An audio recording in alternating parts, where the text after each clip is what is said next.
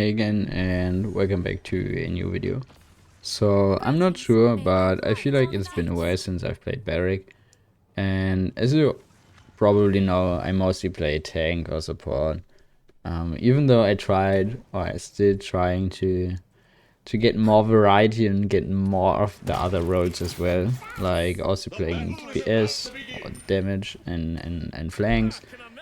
But I feel most comfortable around tanks, and that's why there are some champions I've always played, or I always will play. So that's why another Barik game, and my Barik is he's not close to level 100, but kind of I am kind of close to level 100. That's why I personally want to play more and more Barik, also off cam, so to say, or off recording, just to get him to level 100. But that's why another Barik game, and I mean, there are some champions I don't really want to play because I feel like it might be boring, like Jenas. I don't know if you would be interested in Jenas. I mean, I could imagine that Luminary could be boring because most things you do on Luminary are just trying to stay alive and keep someone healed, but without actually doing anything, because you just need to hit right click in some way. I think there could be some positioning things I could talk about, stuff like that. I also could play the other legendaries like Binary Star or Power Cosmium. I think that's the other legendary, like the cripple when using your Q. Maybe they're a little bit more interesting. So I also could try playing Genos, depends on if you would be interested or not. But that's why I haven't really played Genos. Oh no! Actually no! I didn't mean to. Yeah, that's actually that was actually dumb. I didn't mean to walk past my shield. I didn't actually want to get stunned. But I wanted to get closer to the point. I kind of hope that they could touch or something. But at least I could buy Cauterize too, so not that bad, I guess.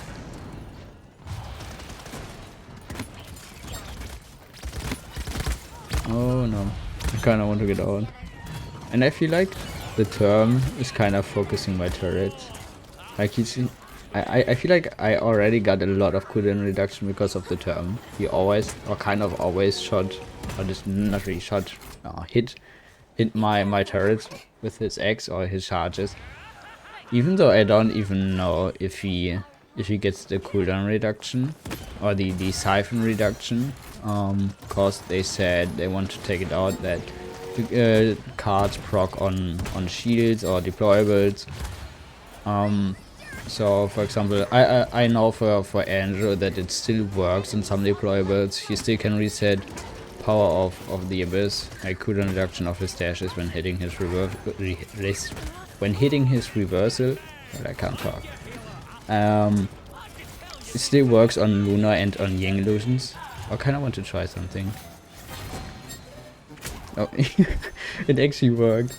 I wanted to get behind the wall because I knew that BK gets a little bit of safe knockback when exploding or reactivating his ult. So I kind of wanted to walk on the one side of the wall and kind of hope that he would go to explode it, so to say, and knock himself on the other side so he can't finish up the kill on me while being stunned.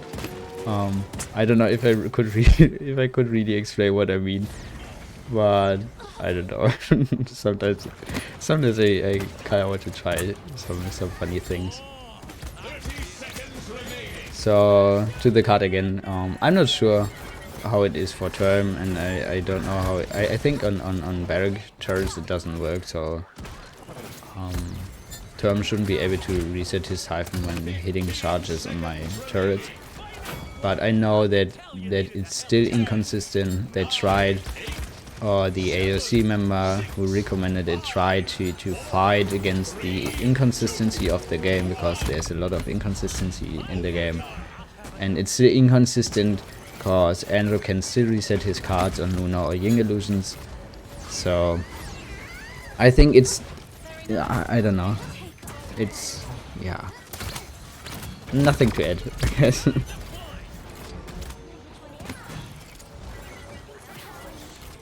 I think we don't really need to ult, so no one, okay, no one needed to ult, because I was kind of confident that we're gonna get defended. So I didn't have enough credits for a full cauterize, that's why I decided to get resilience. Our speaker is really annoying with his stuns and his CC in general. Also, resilience helps against Io ult or Khan ult, Torvald ult, like all knockbacks. It also helps against those ults.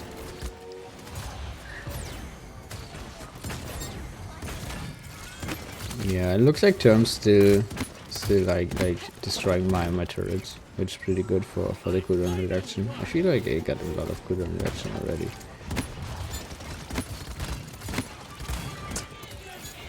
Yeah, now I'm gonna ult. Like, see? Yeah, it actually worked. So he died because he entered my dome. Most squishies die when they enter your dome if they don't get healed. So I wasn't sure if BK really wants to commit that ult, really wants to go in my dome. He could have just explored his ult before entering my dome.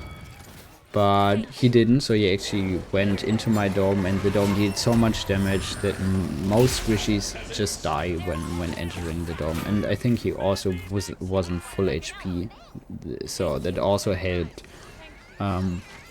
that he died in my ult. So I'd say Barik ult is also a good ult into BK, and I also managed to do it against Drogos, but against Drogos it doesn't really work every time, because it depends where you are in your dome, where Drogos enters your dome.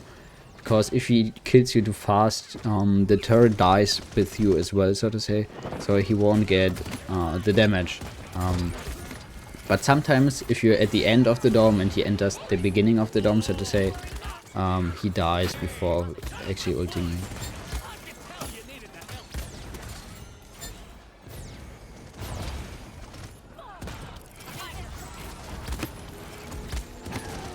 Yeah, we're slowly trying to push up, I guess. Yeah, I think he's above me, so I stay just under the bridge, so he can't do any damage to me with his ult.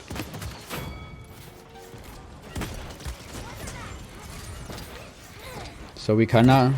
Nah, I think we're not up players, we're even. I wanted to say we're up players, but yeah, it's hard to actually push into them, because you can't really destroy Term's Siphon. So usually, if you destroy a shield, this could be an opener for your team to go in, because the tank is lacking on HP, because the shield is destroyed, so to say. But for Term it is hard to tell, because you can't really destroy it. You don't see when his Siphon charge is running out. So that's why it's a little bit harder to find the opening situation.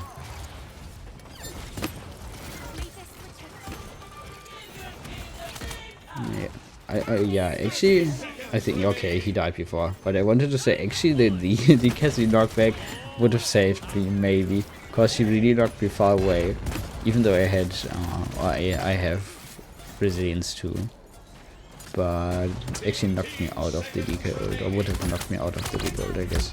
Oh, I'm really low. Kinda want to full heal here. And now I want to go and point to touch. I mean, kinda stupid to kill Term, because no one else destroys my turrets for cooldown reduction.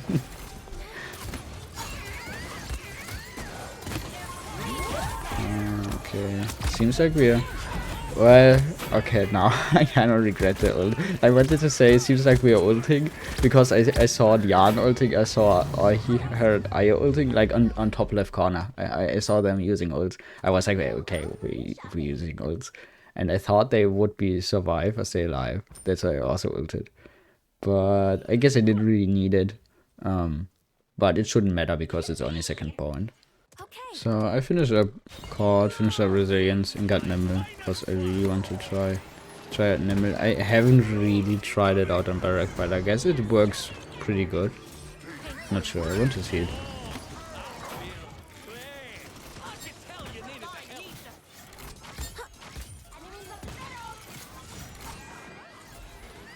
So hiding. Yeah, this is like, this is weird. This is also a thing I could talk about for ages. It's also an inconsistency thing of the game, I guess, or maybe it's just, I don't know.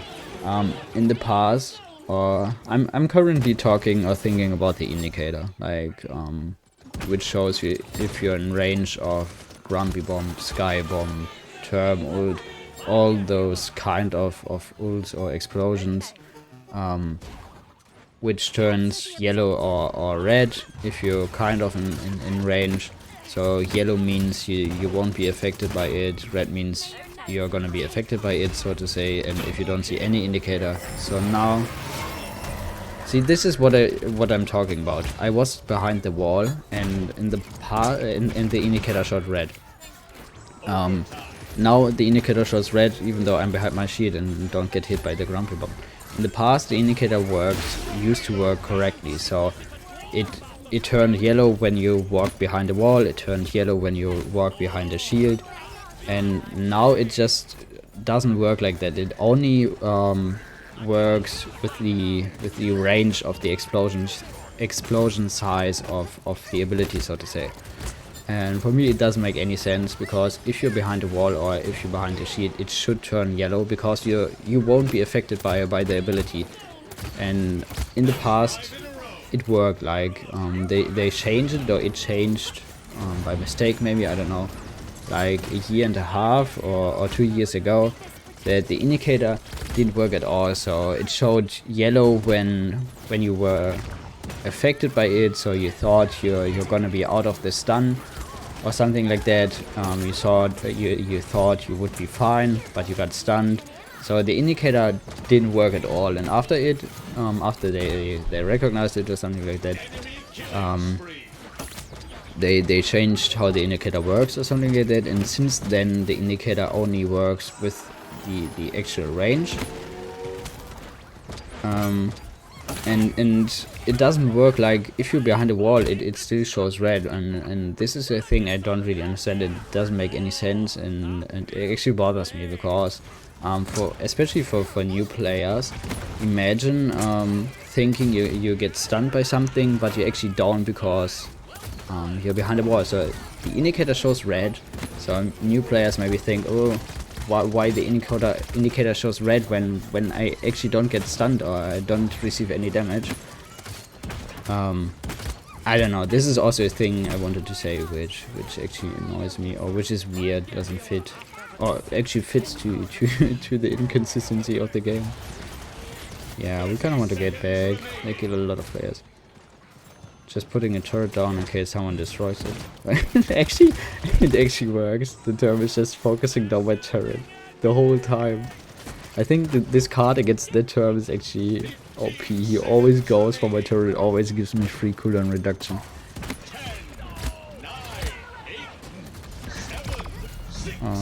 I'm actually too low to touch, or to try to touch. So I guess we can't really touch. Eevee also died. So usually Eevee would be the second option, maybe to touch, or Ying, but it's fine. We don't want to feed or give them free credits, free ult charge. So I finished up Nimue and kind of want to get Blast here, because they have a lot of blast or area damage. BK, Cassie in some way. Here, I don't want to go on point, because I know Term is there. So I kind of want to waste his time, or he's wasting my time, depends on how you see it. We're both wasting each other's time, because I didn't want to let him run in our backline. So that's why I just needed to stay there.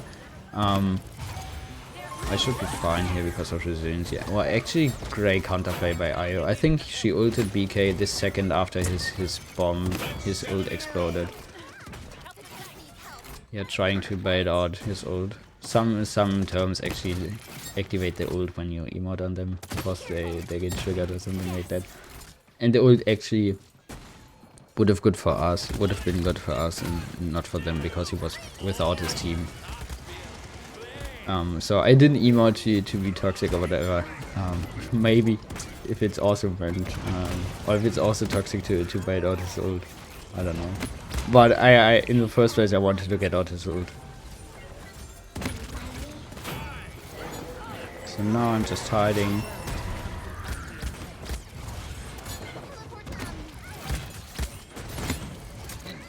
Yeah, ulting because I got kind of pressure. I was afraid that I get pushed or something like that. I mean, it's fine that I stay alive and dance around the pond, but somehow we should try to get a pick actually, because there's no value in staying alive without getting any picks. Okay, yeah, see now we got 2 picks. Jan got a pick, I got a pick. Okay, it shouldn't matter that I died. In theory, it shouldn't matter that I died, because we are up players. We still are players because we got 2 picks. Yes. See, it didn't matter because we got 2 picks. I said it's important that we got a pick. So the 1 pick was obviously important to be up players, and the second pick was important to stay up players when I died, so to say. So I think nothing too special. Still a great game. I mean, I only died 3 times, and it doesn't really help me with my card. But as I said, or as many people, I don't know, seconded that they would like to see a second game. I'm gonna do a second game. Don't know if it's gonna be Barik, but we will see in the next game. So welcome back to the second game. And yeah, we're actually playing on Splitstone again. And that's why I decided to not play Barik again, because I was afraid it would be too similar to, to the first game. But still a tank gameplay. So for the ones being interested in tanks, that's a video for you. two tanks in one video. But no, so maybe yeah, you actually could tell me what you would prefer. Like, would you prefer to see the same champion twice in one video, so both gameplays the same champion, or would you like to see 2 different champions in one video? Yeah, just walling him because I didn't hear his hook and was afraid you want to hook me into the spinner, so to say. Oh, I'm actually really low. Should get back.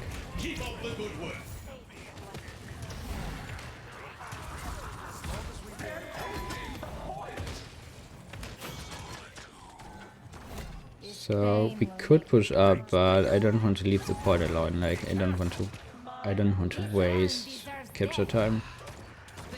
I think I just stay on the pawn because Andrew's still right, and yeah, Carnus is already coming back.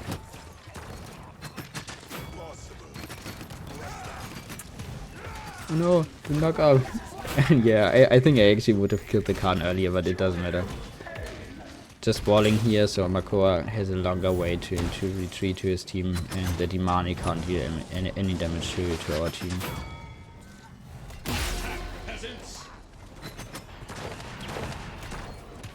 So now I actually could, push out because my Corvus is on the point, and we lost Charlene, so just making sure we're still having 3 players up, pushing, so to say, or pressuring them. Well, now, since we lost 4 as well, kinda, I don't want to push up further, so to say, kinda want to get back.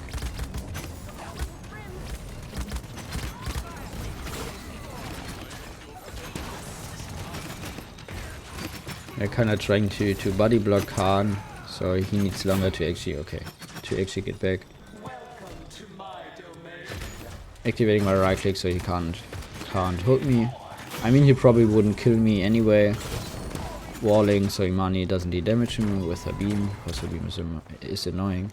So the core probably wouldn't have killed me because he was too low, so even though he would have hooked me and maybe dashed into me, I think I would have survived. But just in case, there would have come a lot of damage or something like that. I agree. Oh no, my wall.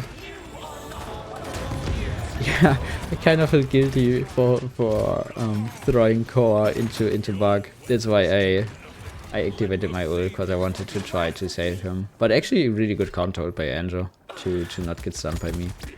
So the ult was actually bad. I mean, it would have worked maybe if Bug would have survived or someone else would have been there. But since Andrew counter ulted and I couldn't finish up the kill on Andrew and core was just too tanky, the ult was actually really bad by me.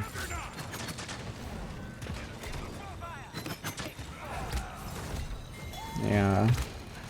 We kinda need an opening, so that's why I try to walk on the point or walk up to maybe get a pick. And yeah, I kinda tried to wall them in, but it didn't work. No, just letting Core see me and heal out of combat to get on the point again. Okay, good pick by Shah actually. And now I'm just body blocking Core. So yes, he needs to use a cooldown to get out. And now I try to wall him in. And yes, this is actually really good for us. Yeah, even if I die here, it doesn't matter. My goal, okay, now the goal shouldn't be to push it because we got out Core ult. I mean, Core ult isn't that good anymore, but still it resets his HP. And Core didn't really need to ult, because there would have been enough time for him to die and respawn and then maybe use his ult when they actually need to defend. But my Kov is dead, so I think I want to get off point to don't feed or give him any free ult charge. So we got out Core ult without needing it, so to say, so pretty good for us, I guess. And now I kinda want to save my credits for Core to Rise, because I kinda expect to get Khan ulted in the beginning, maybe he also goes for someone else, but there is a possibility obviously that he ults me. So maybe if I stagger it enough or get enough credits until getting killed or whatever, I can get full Core to Rise. That's why I don't buy another Nimble or something like that, or another item to save it, because I'm kind of close to full Core.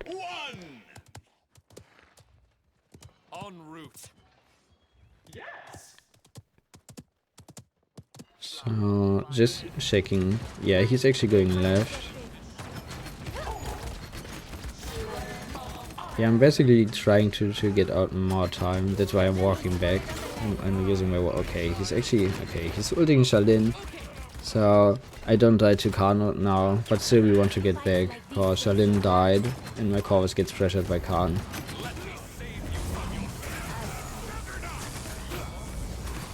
So here I only ulted because my CC immunity was about to run out. I didn't want to get stunned by Imani. And here's CC immune in Inara, so that's why I ulted to keep the CC immunity, so to say. So the ult was, I mean, in the end the ult was bad. Another bad Inara ult, because we couldn't even finish up the kill. But as I said, the ult was not meant to finish up any kills. The ult was meant to not get CC'd.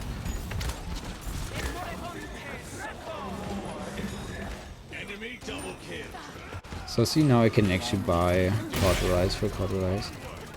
But yeah, we still, okay, we still lost the point, probably because I played really carefully. Or scared, maybe scared in the beginning because I didn't want to get Khan ulted. I don't want to use my right click here, because cover should be able to heal me without using my right click. And I don't. Now, see, I want to actually. Oh, I wanted to wall Khan in. Actually, good feedback core. Now I want to hit my butt. No. Yeah, this was actually not helping. I made everything worse because I stole his reset. But okay, he would have survived because Andrew died. He just died now because he got Khan ulted.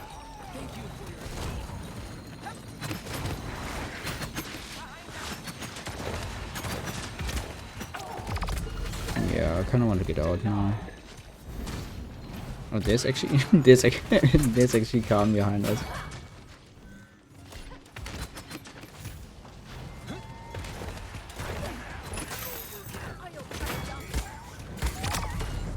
Oh, yeah, well, actually, really good hook by Core. I didn't expect that hook to get that much value.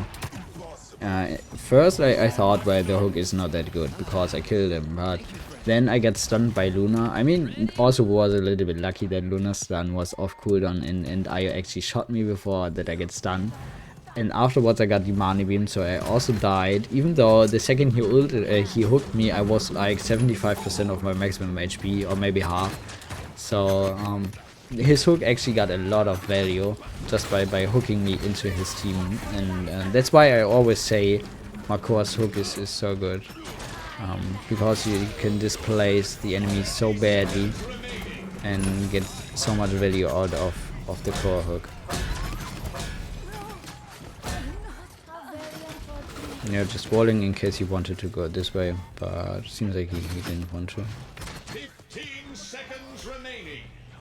I feel like I'm not sure, but I feel like Harshe, like this. Okay, no, like this. If a core is hooking at you as Inara for like, I don't know, 2 to 3 seconds, he's maybe contemplating with himself if he should go for a hook. Like maybe Inara has a CC immunity up. It's kind of mind thing. So he's questioning himself. Should I really go for the hook, or does Inara pull up her CC immunity the second I want to go for the hook?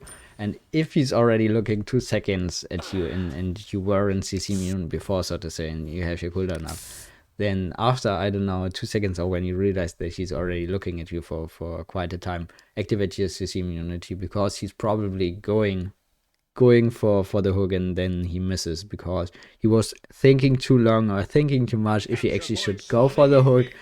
He had it in his mind, well, she's not CC immune for so long, so why should she activate it maybe? Or I've experienced it so many times that the core was looking at me for like 2 to 3 seconds. You really could see how he was thinking if he really should go for the hook. Then you activate your CC immunity and he fails his hook. And what I wanted to say about Harshe, I'm not sure, but I feel like Harshe is not really worth it going or running.